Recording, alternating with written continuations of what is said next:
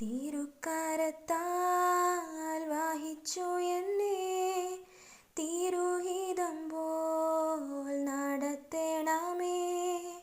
കുശവൻ കയ്യിൽ കളിമണ്ണു ഞാൻ അനുദിനം നീ പണിയണമേ. കുശവൻ കയ്യിൽ കളിമണ്ണു ഞാൻ അനുദിനം നീ പണിയണമേ. ദൈവവചന ചിന്തകൾ കേൾക്കുന്ന എല്ലാ മാന്യ ശ്രോതാക്കൾക്കും ക്രിസ്തീയ വന്ദനം.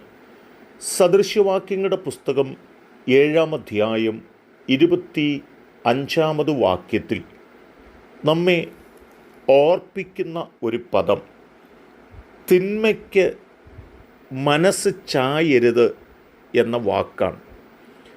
എൻ്റെയും നിങ്ങളുടെയും ജീവിതത്തിനകത്ത് ദൈവം നമ്മെക്കുറിച്ച് ആഗ്രഹിക്കുന്നത് തിന്മയ്ക്കും അനീതിക്കും അകൃത്യത്തിനും മനസ്സ് വയ്ക്കുന്നവരായി നാം തീരരുത് എന്നുള്ള വാക്കുകളാണ്. നീതിക്കും നിർമ്മലതയ്ക്കും സത്യത്തിനും നാം നമ്മുടെ മനസ്സ് ചായ്ക്കണമെന്നും നമ്മെ ഓർമ്മപ്പെടുത്തുന്നുണ്ട്.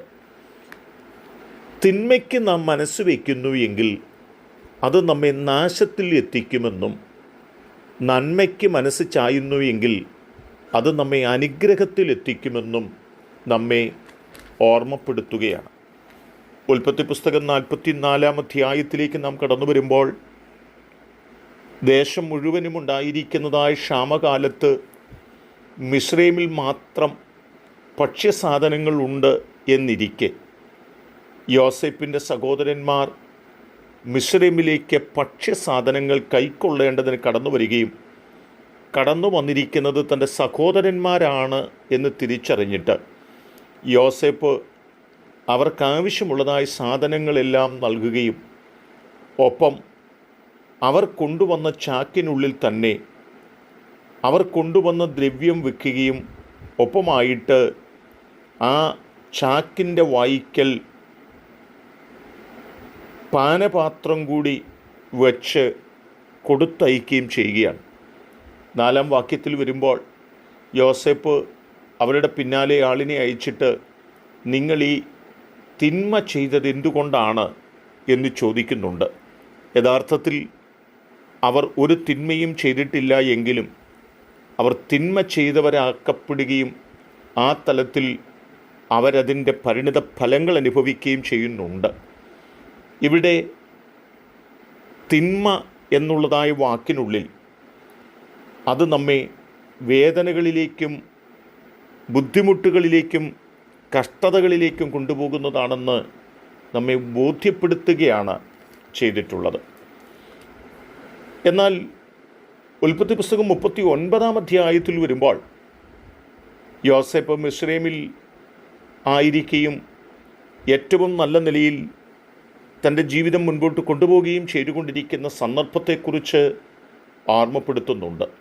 പൊത്തിപ്പേറിൻ്റെ വീട്ടിൽ തൻ്റെ ദൗത്യ നിർവഹണത്തിനു വേണ്ടി യോസേപ്പ് കടന്നു വരുമ്പോൾ പൊത്തിപ്പേറിൻ്റെ ഭാര്യ തിന്മ ചെയ്യുവാനായിട്ട് തന്നെ പ്രേരിപ്പിച്ചു. എന്നാൽ യോസേപ്പിൻ്റെ മനസ്സ് തിന്മ ചെയ്യുവാനായിട്ട് ആ പാപവഴികളിലേക്ക് ചായാതിരിക്കുകയും നീതിക്ക് വേണ്ടി സത്യത്തിനു വേണ്ടി യോസേപ്പ് തന്നെ സമർപ്പിക്കുകയും ചെയ്യുന്നതായ രംഗം അവിടെയുണ്ട്.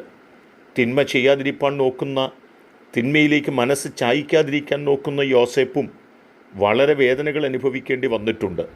യോസേപ്പ് കാരാഗൃഹത്തിനകത്ത് അടയ്ക്കപ്പെട്ട രംഗങ്ങൾ, ഏറിയ നാളുകൾ മാനസികമായി വ്യഥയിലൂടെ കടന്നുപോയ സന്ദർഭങ്ങളൊക്കെ യോസേപ്പിൻ്റെ ജീവിതത്തിൽ കടന്നു വന്നു എന്നുള്ളത് യാഥാർത്ഥ്യമാണ്.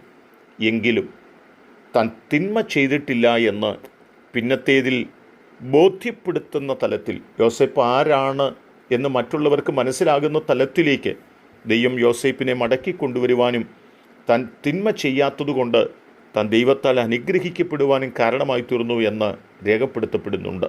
എന്നെ കേൾക്കുന്ന പ്രിയപ്പെട്ടവരെ, തിന്മ ചെയ്യുവാനായിട്ട് നാം മനസ്സ് ചാഞ്ഞാൽ അത് നമ്മെ നാശത്തിലെത്തിക്കുമെന്നും നന്മ മാത്രം ചെയ്യുവാൻ ആഗ്രഹിക്കുകയും തിന്മയെ നാം എതിർക്കുകയും ചെയ്യുന്നുവെങ്കിൽ ചിലപ്പോൾ ചില വേദനകളും സങ്കടങ്ങളും ഒക്കെ ജീവിതത്തിൽ വന്നാലും പിന്നത്തേതിൽ നമ്മെ മാനിച്ചുയർത്തുന്നൊരു ദൈവമുണ്ടാകുമെന്ന് തിരിച്ചറിഞ്ഞുകൊണ്ട് തിന്മയെ ത്യജിച്ചുകൊണ്ട് നന്മയെ പ്രവർത്തിപ്പാൻ നമുക്ക് നമ്മെ സമർപ്പിക്കാം. അതിന് ദൈവം നമ്മെ സഹായിക്കട്ടെ. കരുണയുള്ള ദൈവമേ, ഞങ്ങൾ ഒരിക്കലും തിന്മ ചെയ്യുവാൻ ഞങ്ങളുടെ മനസ്സിനെ ക്രമപ്പെടുത്തുകയല്ല, നന്മ ആവോളം നന്മ ചെയ്യുവാൻ ഞങ്ങളെ തന്നെ സമർപ്പിച്ച് ജീവിപ്പാൻ ഞങ്ങളെ സഹായിക്കണമേ. തിന്മയ്ക്ക് പകരം തിന്മ ചെയ്യാതിരിപ്പാൻ നോക്കുവാൻ, നന്മ ചെയ്യുവാൻ ഞങ്ങളെ സഹായിക്കണം. യേശു കർത്താവിൻ നാമത്തിൽ തന്നെ ആമേൻ.